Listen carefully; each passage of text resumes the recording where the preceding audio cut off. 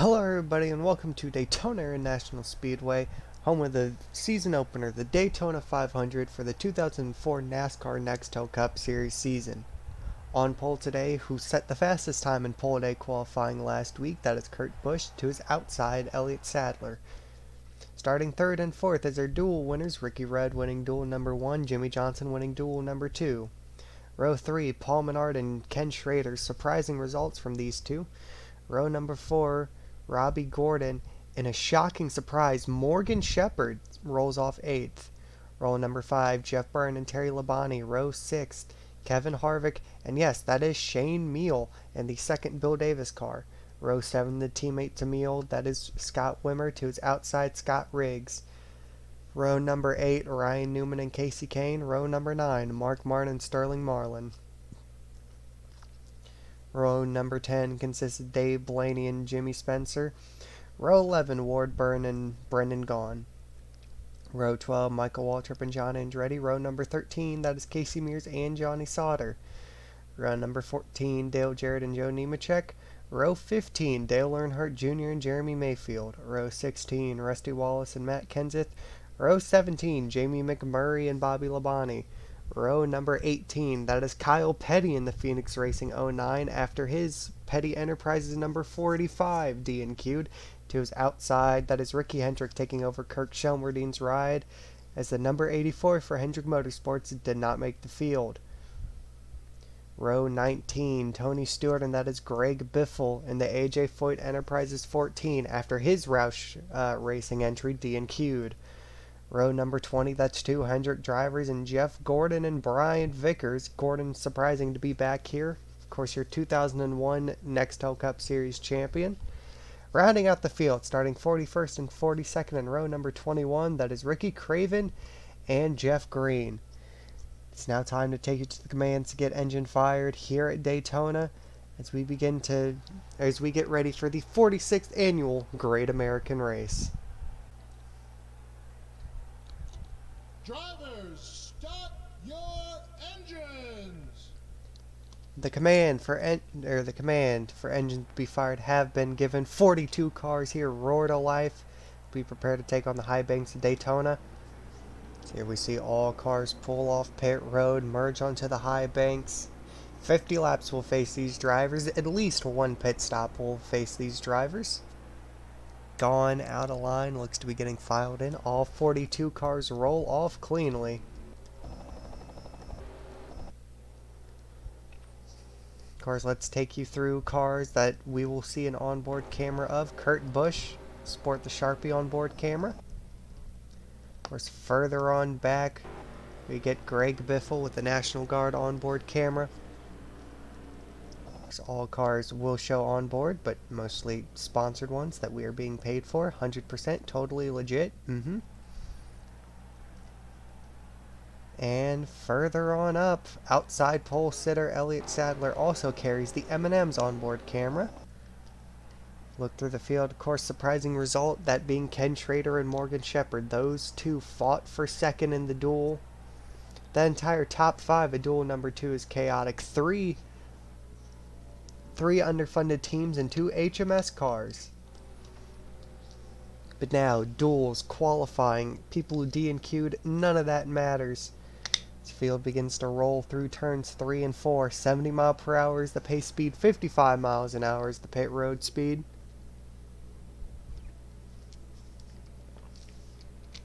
Drivers get one last chance to catch their breaths. Get ready to go racing, pull the belts tight. Pace cars beginning to take that final drive through turn 4 into the tri-oval. So now we sit and wait. We wait. The pace car begins to turn down pit road, takes the sharp left. Field is in the hands of the starter. Green flag is in his hand. We sit, wait. Green flag's out here at Daytona. The 2004 NASCAR Nextel Cup Series season is underway. Kurt Busch gets a massive jump, hardly any help from behind. Menard does not get going. That allows Robbie Gordon to get to the inside. Of course, Menard in his first full-time season, not really the best of starts as we're almost 4 wide in the back. Thankfully, they get it shuffled down to 2. So now it's Kurt Busch leading the way through turns 1 and 2. Kurt Busch 2 Fords behind him. He has his choice on who he wants help from. Does he want the powerful Yates engine or does he want the Wood Brothers Racing entry behind him? Kurt Busch clean sailing through turns 3 and 4. Looking back behind, Ken Schrader with a really good run, trying to look to the inside to take second away from Ricky Rudd. Surprising from that BAM Racing entry. Coming off the corner, Kurt really feels no need to block. Kurt Busch will lead lap number 1 of the 2004 Nextel Cup Series season. Exit the tri-oval, Rudd's already looking to the inside of Kurt Busch, getting help from Ken Schrader. Rudd really doesn't need that help. That 21 is powerful on its own. Field sings down the back straightaway. Robbie Gordon peeks out of the line from Ken Schrader, looking to try and take third. Menard's going to fill that bottom line, trying to get by Johnson. Rudd, Kurt Busch side by side through turns 3. Here comes Robbie Gordon. Gordon getting help from Jeff Burton. Robbie looking to the inside. His nose is there. Can't quite make the move stick, though. Kurt Busch maintains his lead on lap number 2, but just barely. Robbie Gordon gets moved out of line from Kurt's teammate Jeff Burton. Burton looking to the inside. Schrader still inside the top 10. Morgan Shepherd hasn't really fallen out of the top 20 much. Only was 11th at the stripe. Now it's back down to the 97 and the 21 up at the front with the 99 trying to make it 3 wide. Jeff can't quite get there. It's Kurt and Rudd leading the field, as it has been since the drop of the green flag. 3 by 3 in the back. Morgan Shepherd, Dave Blaney, a few others trapped on that high side. Finally, Burton gets a run to the inside. 3 wide for the race lead. All 3 Fords. Kurt's going to try and get the run. Going to try and clear all 3 of them in corner. Can't quite get to the bottom of his teammate Jeff Burton. Burton's going to try and carry the run to the bottom. So we are 4 wide in the back. Mark Martin is not in the spot that you want to be in. Schrader and Martin leaning on each other. They're leaning on each other right there. It's tight. It's going to be tight on corner entry. Barely squeezing. Doesn't help. Sadler puts it in the wall. Everyone stacks up. They're trying to keep it clean. Schrader's going to fit the gap. Back down to 3 wide. Jeff Burton will take the race lead on lap number 4. So we had a scary incident in the back. Thankfully, everyone gets away clean. Harvick looking to the inside of Jeff Burton. Has help from Wimmer. Wimmer's going to move out of line. This is going to let Michael Waltrip get to the inside. Waltrip being extremely aggressive this early on in the event. Only lap number 5. Did start further back in the midfield, but no need for him to be pushing this hard, especially with that DEI engine underneath him. Harvick clear of all lanes. Burton not quite. Harvick has to defend from Burton and Waltrip. Waltrip getting a massive run with Casey Mears behind him. Waltrip looking to the inside of Harvick. Harvick's going to have the run off the corner, but not Mears. Waltrip's going to have the help. Waltrip will lead lap number 5 as we almost go 4 wide in the back. Terry Labonte shuffles it up into the middle. Really feisty racing, and it's only lap number 6. No one wants to give an inch. Waltrip takes the race lead. Mears looking to the inside, trying to get help from Dale Jarrett. Junior's back there. I don't know how Junior's going to feel seeing his teammate move it out of line so early. Mears shuffles up to the middle. Junior's being forced 4 wide by Bobby Labonte. Labonte racing aggressive early in the event, trying to get it shuffled back down to 3. Junior can't quite fill the gap. Mears moves up. We get it right back down to 3 wide. Thankfully, Labonte's trying to take the race lead away. Mears trying to shuffle out of the way, puts himself in the wall. This lets Jarrett cleanly pass that 41. Absolutely all aggression from Bobby Labonte to drive through the field. He was starting back in the high 30s. There's Jeff Gordon. Gordon started 39th in this race, and he's already worked his way up into the top 5. Labonte goes to the top. Mayfield's trying. Mayfield's looking to the inside. Here comes Jeff Gordon. Gordon trying to get a run. Those are 3. Well, if that was a Chevy, that would definitely be 4 Hendrick power cars in a line. Of course, Haas CNC gets their engines from HMS. pretty much an HMS Partners. That is Scott Riggs falling off the back of the pack. Not what MB2 wants, or MBV, correction, wants to see. As Mayfield leads lap number 7. Gordon trying to slide down, can't quite clear. That allows Junior to the inside. Junior breaking the cycle of, well, being cycled. Looking to the inside of Mayfield for the race lead. Has no help from behind. Everyone's just stuffing each other 3 by 3. Can't quite get a run going. Mayfield looks to clear the field. Bobby Labonte trying to fill that gap. Labonte goes with the 8. Of course, Bobby being extremely aggressive. Mayfield not quite clear of the 8 just yet.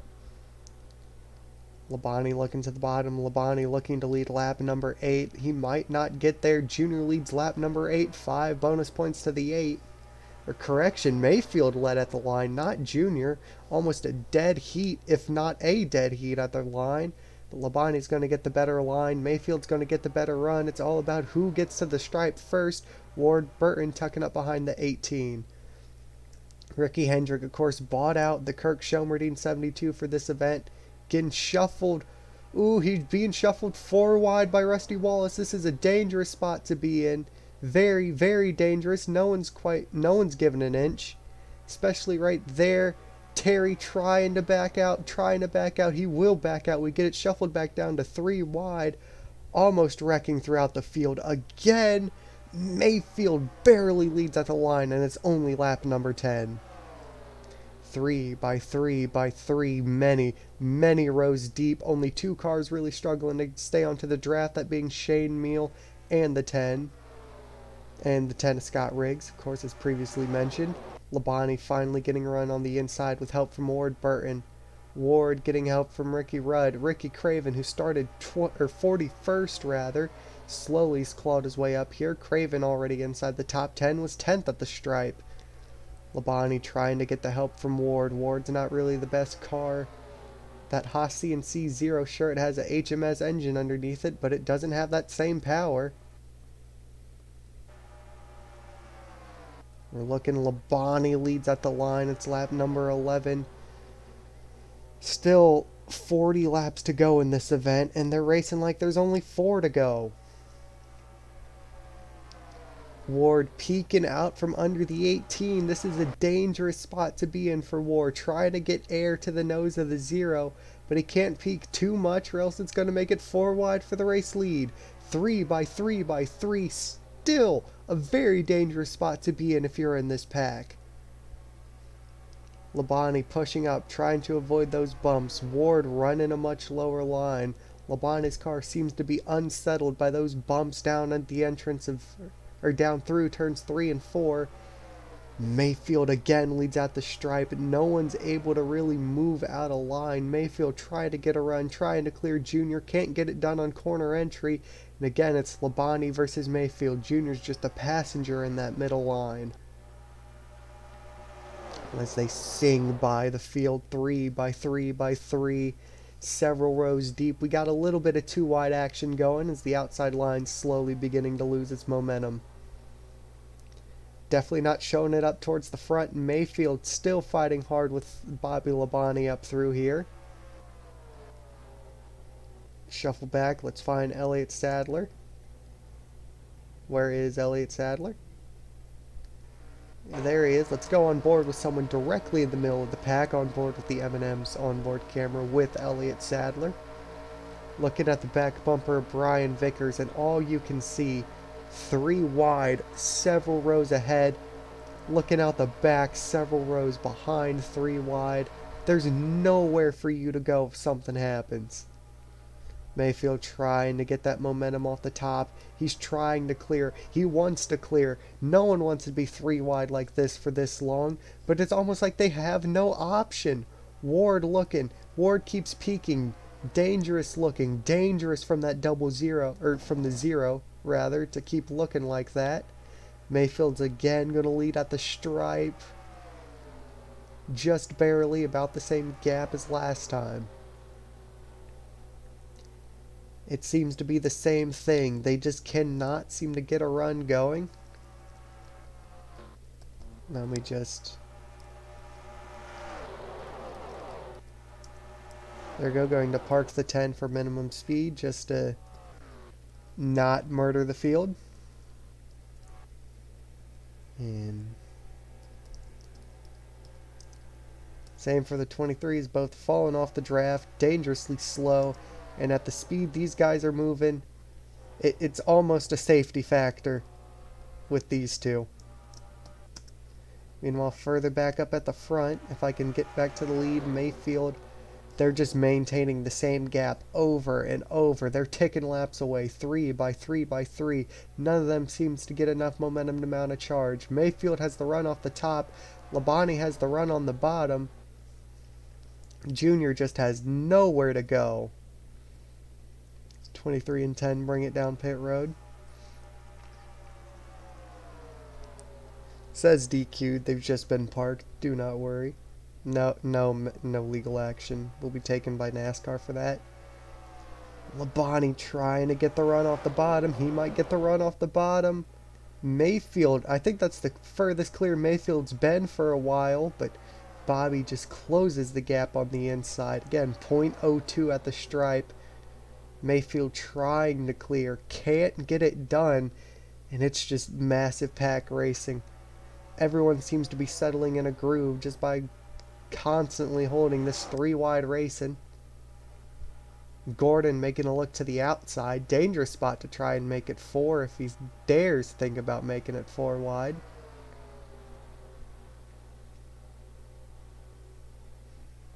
Again, just constant 3 by 3. This is going to be a good run for Kirk Shelmerdine Racing and Ricky Hendrick if it stays like this then. They've been able to maintain the top 10 just because of their spot in line. At the stripe, same gap throughout the entire field. You rarely see any change. Mayfield can't get anything done. And if we get pit stops, ooh boy, I would not be surprised if a caution comes out. Further in the back, they've got somewhat figured out. Only 2 wide. They get back, Ward peeking. He keeps making that look. Ward's playing a very, very dangerous game with that 18. Of course, engines being a problem. Trying to make sure that those engines don't overheat and blow up in the middle of the pack. That's the main concern. And those guys in the middle line, they just have nowhere to go. Too far outside, you're into the car alongside of you. Too far inside, and you're going around and potentially taking the rest of the field with you. So now it's just hoping and praying that that engine does not blow in the middle of the pack. Still 3 by 3 by 3. That's the most Mayfield's led at the stripe for the past about 10 laps or so. Ward's getting dangerously close to making it 4 wide for the race lead. He keeps constantly trying to make a peek to the inside. Ward has plans. He wants to get there. He wants to fight for this race lead, but it's just way too early and it's way too dangerous to be trying to make a look 4 wide. Further in the back, you do see him 3 wide. Kyle Petty was one of those cars that you see further in the back. Looking back here, of course, Hendrick, one of the cars that had a replacement driver. There's Kyle Petty. And barely clinging on in 40th is Biffle. Biffle and Petty just seem to be riding it out. They need these points for a championship. They are content with just sitting in line and waiting, not trying to make an incident happen. Ward, of course, fighting for a second Daytona 500 win. Labonte, cannot remember if Labonte's looking for his first or his second. Might be getting the brothers confused. For sure, Mayfield and Junior are looking for their first. Junior wants a 500 win.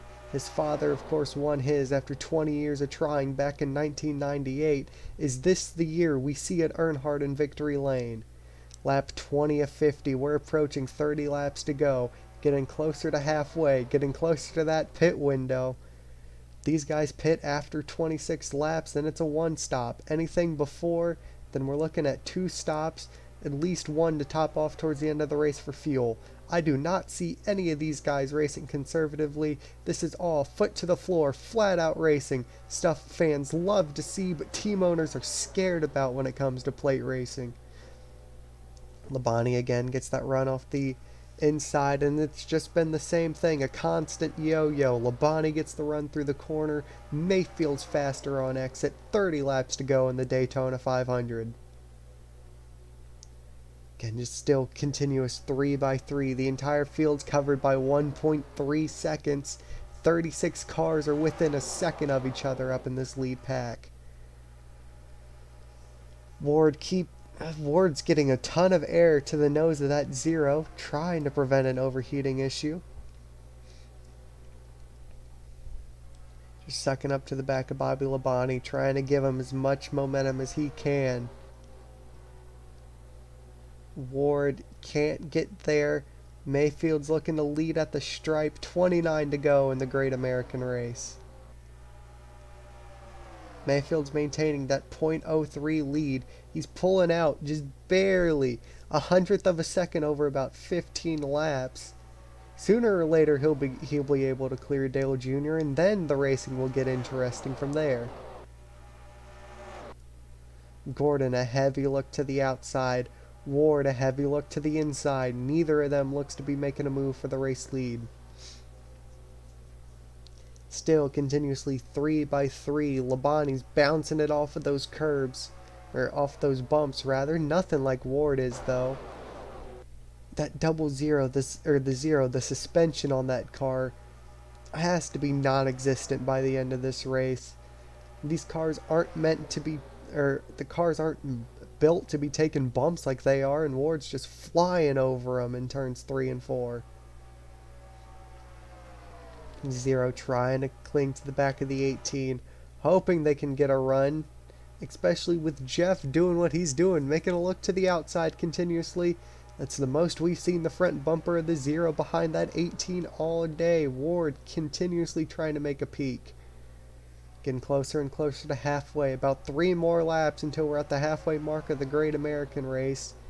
Trying to keep it clean. Hopefully these guys don't have to pit until 3 to go. Or at least in about 3 laps. Mayfield, good run off the top. Cannot clear Dale Jr. on corner entry. He's trying. He is most definitely trying. The field, 35 cars covered by a second. This is absolutely mental. Those 2 Hendrick Motorsports powered cars are getting antsy of waiting in a line like this. This is a very interesting package that NASCAR brought here. It's providing great 3x3 racing, but we're not seeing that many moves like we did earlier in the race. It seems like the fast cars have cycled out towards the front, and they're looking to try and just sit there, not cause any problems for the rest of this event. Lap 25 of 50, next time by will be halfway, coming to 25 laps complete, 25 to go. And it's just continuous 3x3 pack racing. Of course, we have a pit stop coming up. The pit stop will hopefully declump the field. We get a little bit calmer racing. 3 wide and calm. Not something I expected to say. Surprisingly, not a lot of moves for the race lead. It's all about maintaining the position that they're in. Pretty much best spot that you have entering pit road, the better. Coming to the stripe halfway, crossed flags halfway in the Daytona 500. Labonte closed just a little bit of ground on Mayfield. No issues to report, thankfully. Looking further in the back, 36 cars covered by a second. Almost had a look 4 wide. Looking through the field, Dave Blaney with the ASE sponsorship. Sporting a very similar look to Jason Leffler's truck last season. Morgan Shepherd and Ken Schrader, after having 2 really good starting spots, shuffle towards the back. That's for the best in this kind of pack racing. Looking, maintaining 3x3. There's Ricky Hendrick. Hendrick clinging on to a top 10. Best, or actually in his Cup Series debut. This is great for the young driver. Wrong button. Coming off corner exit, still maintaining that 3x3. I would have to think we're going to be pitting in the range of 30 to 35. I cannot quite remember our pit window for today. But I wouldn't be surprised if we'd be seeing pit stops in the next 10 laps or so. Ward keeps making a look. Ward wants to get to the race lead. He's been peaking. That seemed closer at the stripe. Still only .03. I would have thought that would have been closer to the .01 range, but Mayfield's doing a stellar job on that outside. Junior's never really sniffed the lead at all since he, I believe, led that one lap on like lap number 7. Almost 20 laps, if not more than 20 laps of this just back and forth between the three. Looks like if it keeps up like this, if there's no pit stop, I see Jeremy Mayfield winning this Daytona 500 simply from the run he gets off the top. I don't know about this time. Oh yeah, he's definitely going to get it. Labani's just that little bit closer, but he can't seem to capitalize on anything. They're so evenly matched, this front three, that there's hardly any way to capitalize on the front three. Ward slowly laying back on Rusty. Or correction, Rusty laying back on Ward. No one can really make a pass on anyone without jeopardizing themselves or the rest of the entire field. Coming to lap 30. We're getting really close to 20 laps to go in the Great American Race. This is some really, really good racing. Mayfield, I think that's the most he's led at the stripe all day. That he is. Junior's actually second at the line. Mayfield could finally be able to clear these guys if he can just get a big enough run on this lap. Labani drives it in deeper than what he has. Really hard to drive it in much deeper on a plate race, but they could be cycling Junior out here shortly. Mayfield could be clearing that 8 car finally. We could be seeing a change. Big run off the top. Mayfield was clear. Mayfield looks to be carrying a lot more speed now. That 19 must have found something this lap. Corner exit, and it looks like all of it is gone suddenly. We're probably going to be back to about the .3. Yep, we're back to normality. That was just a really good lap the last time by Mayfield. 4.5, I'm seeing some kind of tire fall off. The 01, what with a rapid lap, almost sub 44. Just crazy to think about a plate race. 20 to go in the Great American Race. At this pace, this race could be done in about 5 minutes. Absolutely surprising given the fact how chaotic some of these races have been in the past. Of course, we're about to get the classic commentator's curse from that one. Field could be reckoned next time by, now that I said that. Labani getting ever so closer. .02 at the stripe. Closed about 100th per lap. I don't see him closing or even tying with Mayfield at the stripe anytime soon at this rate.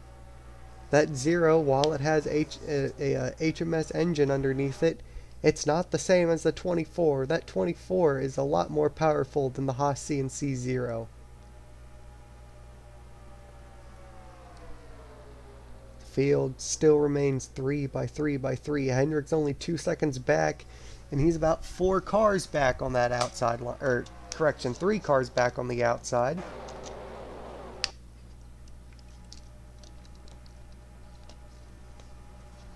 Slowly starting to lose my voice. From this, Mayfield a little bit faster than Labani that time at the stripe, back to .03. Getting closer to 15 to go, more and more as we carry on.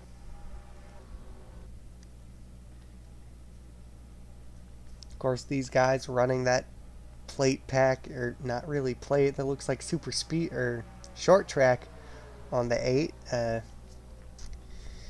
We pretend that there's realism in that, and that is a plate racing package, but yeah. Labani, I think that's the most. He's really been ahead of the 19, but just a big run through the tri-oval. averaging close to 200 miles an hour. That's a crazy statistic to be thinking about in a race like this. 17 laps to go in the Great American Race, still 3-3. Gordon's making a look to the outside. They want to get Mayfield shuffled out. They want to have a race going, but they really can't shuffle Mayfield out at the risk of potentially causing an even bigger incident.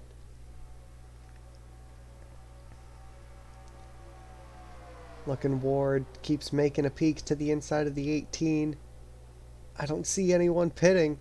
At this point, I don't even know when the pit window is with the way that these guys are driving.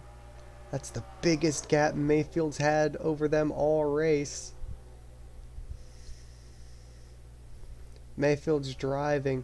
It seems to be its go time for these guys, trying to burn those tires off. On board with Ward Burton. Coming to 15 to go at the stripe. When will we be seeing them pit? Will we see them pit? Is this just the eternal hell that we have selected by doing another NRPG? Still constantly 3-3. See no one slowing down to make the peel off to pit road. Mayfield leads at the stripe. Not a good lap by Mayfield. Let him close in by another 200ths, and any chance of clearing Dale Jr. in turn number 1's gone. 15 to go in the Great American Race. Good run by Casey Mears in 10th, albeit on that outside line. Chip Ganassi Racing is putting all attention to that 41 car for the 2004 season. Casey Mears already off to a great start, hoping to not disappoint.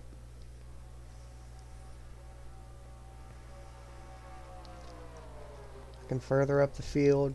Again, still 3-3. Really good run. A really solid run by Ricky Craven at this point. Up and down battle for 10th. Never quite got to 10th after going 3-3, but Craven starting 41st, really good run. Highest rookie this race isn't even full time. That would be Ricky Hendrick in the 72. Not full time for the 2004 season. Highest full time rookie, that is the 77 of Brendan Gaughan down in 14th.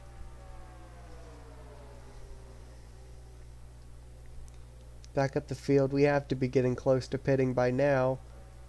Ward keeps on making a look to the inside, and it's just a constant wait every time we go by, expecting to see a car slow down and peel off, expecting to see the pack begin to stack up.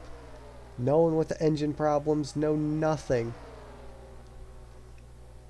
Nemechek, of course, had some engine problems during testing. Let's actually find the 01. There he is back here in 26th. Nemechek had a tire failure and then an engine failure. Not really the best of testing sessions, but looking to carry MBV after Scott Riggs was parked for minimum speed. Heading back up the field, we're looking for Marlin, looking to the inside. We got cars down pit road. We're finally pitting. Cars are finally pitting. We got a bit of a breakaway from that. The field forced to check up as I believe, yes, the 2, the 22, and the 09. First 3 cars to bring it down pit road. About a 10 car. It is a 10 car breakaway up at the front as the race begins. The 3 wide train's been stopped. It's now officially time to fight. 12 laps to go and we got pit stops. Looking to be just fuel only. Wimmer trying to get out ahead of the 2. I believe he won't. They'll be side by side on exit, but that won't matter. The 18's backing out. Could the 18 be pitting, or is that just letting the cars get to the inside? No, Kurt Busch is in. 8 is in. Junior's in. Ward's in. And it comes the 99, the 21. A good chunk of the field are in. 11 laps to go, and it's now down to the 19 and the 24 up at the front. Almost coming to a dead stop on pit road that they stacked up that violently. Some of the field seems to be better at fuel saving than others, but it is a 2-car breakaway. It looks to be Mayfield versus Gordon down the back straightaway. Gordon's going to get the run. But are they going to be pitting this time? We're getting close to 10 to go. I don't see them making it another 50 miles. Correction, 25, not 50. I think Mayfield's out of gas. Mayfield was checking up heavily on corner exit. I think he ran himself out of fuel. Good time to pit. Is now 10 laps to go. Michael Waltrip leads the Great American Race. Waltrip, Marlin, and Gone, the three in that pack. Nemechek stays out. Martin, Robbie Gordon, Ken Schrader, and that is all. Everyone else down pit road this time. Trying to find the 19. 19 seems to be already off pit road. Almost contacting the back with Andretti leaving his box. There goes the 19 off pit road. I think the 88 picked up some form of damage. Good pit stop by the 14 crew. Extremely good. Got to get back towards the front. Let's see, are these guys pitting? Yes, they are. They're pitting this time. Paul Menard just about going a lap down. Menard is not for position. The entire field is in. Where's Michael Waltrip? Ooh, I thought Waltrip ran out of fuel. He actually might have, judging by how much ground that he lost. Back 3 wide. Could this be? I think this is Dale Jr. taking the lead of the Great American Race. He could be cycling out as the race leader. Dale Jr. Jr. could be fighting. This could... Ooh, my English failing. I'm getting too excited for this. Jr. He could win the same race his father won back in 1998. It's all up to where he cycles out compared to these guys. A really good stop from Sterling Marlin. A phenomenal stop from the 40 pit crew. Will it be enough? There's Dale Jr. There's Ward Burton. Single file. They're closing up to the 40. They will pass the 40. Dale Jr. will take the race lead in the Great American Race. 9 laps to go, coming to 8 to go, and this is all but Junior's race to lose right now. Really good stop by Kyle Petty. Phenomenal timing by some of these guys. Few of these cars actually ran out of fuel. Michael Waltrip, I believe, ran out of fuel, and so did the 19. The 19 was sputtering on pit entry from what I saw, but that big run is not going to last. Here comes the pack of the faster cars. Labonte,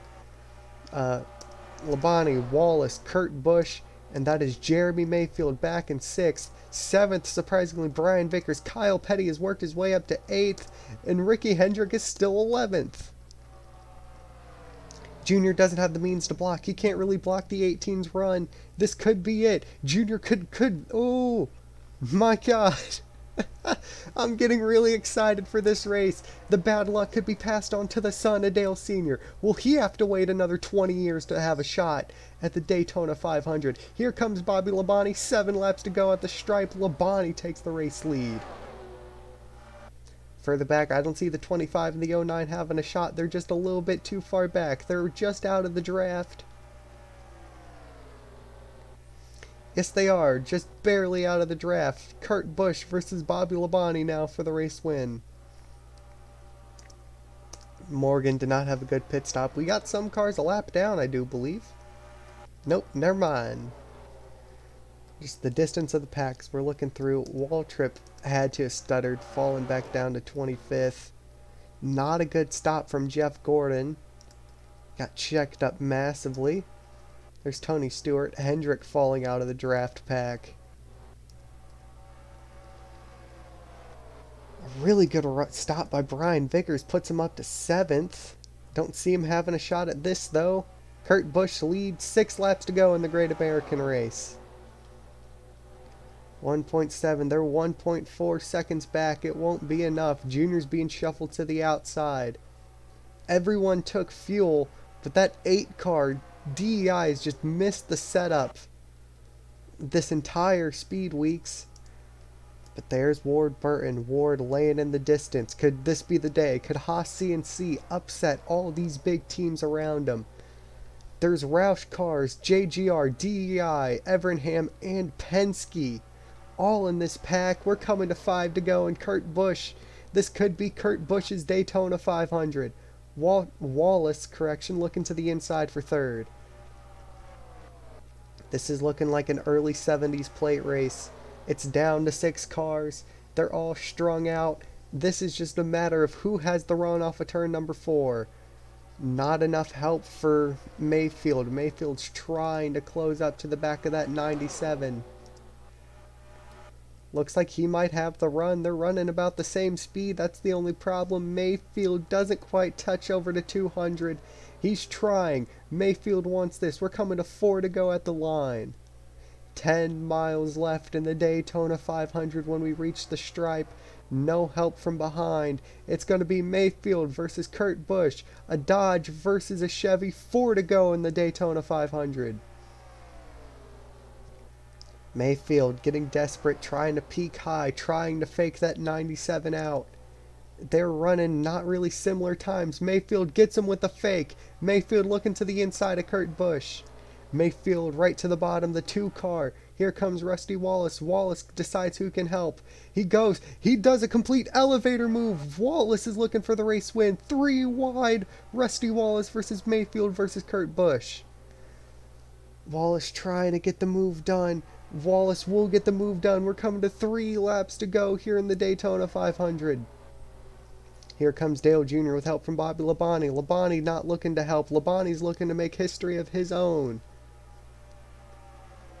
Jr. wants to win this race like his father did back in 1998. This is his best chance. 3 to go. He has help from one of the fastest cars all day, but he also has to battle one of the fastest cars all day in the 19 of Mayfield.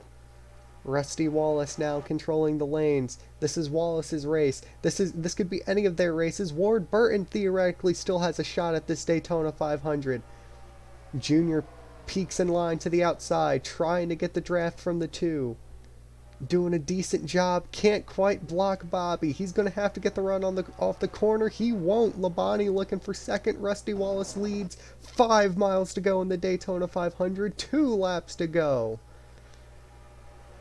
Wallace maintaining both lanes. Bobby Labonte and Dale Jr. fight for second. Ward Burton and Mayfield fight for fourth. It's all Rusty Wallace. All he has to do is control those 2 lanes. It's just a matter of who has the better run. He's blocking high, really letting Bobby get to the inside. Labonte's making it look low. Labonte's looking low. Labonte has no help. Everyone left him to go on the outside.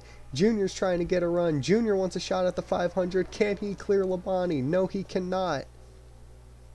Actually, yes, he can. Junior will clear Bobby Labonte. We're coming to the white flag. He's going to have 2 more shots at the 500. He could be making history. Rusty Wallace versus Dale Jr. White flag is out. 1 more lap to go here in the Daytona 500. Ward Burton's pretty much out of it. It's a factor of who can decide the Daytona 500. If Junior gets to the inside, it's a matter of will Bobby Labonte help. Junior's ran out of steam. He's going to need to block Labonte. He's going to need to block Labonte. He's not blocking Labonte. Labonte gets to the inside. Junior's not able to block the momentum of the 18. This is his last chance, his last opportunity to make a move. Junior's not close enough to make a move. Rusty Wallace all but has this race won. As long as he doesn't have an engine failure right now, this is it. Rusty Wallace coming off of turn number 4. No threats from behind. The legacy, it has to wait. It doesn't matter. Rusty Wallace will win the Daytona 500. Dale Jr. comes painstakingly second, Bobby Labonte third, Kurt Busch fourth, Jeremy Mayfield rounds out your top 5.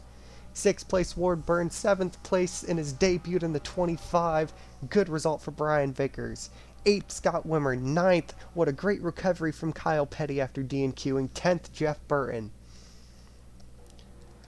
Man, what is jubilation for some, heartbreak for others. Rusty Wallace wins the Daytona 500, but Dale Jr., just like his father, will come painstakingly close in 2004. Wallace brings it down pit road. Got to get the lug nuts checked before he celebrates Jr.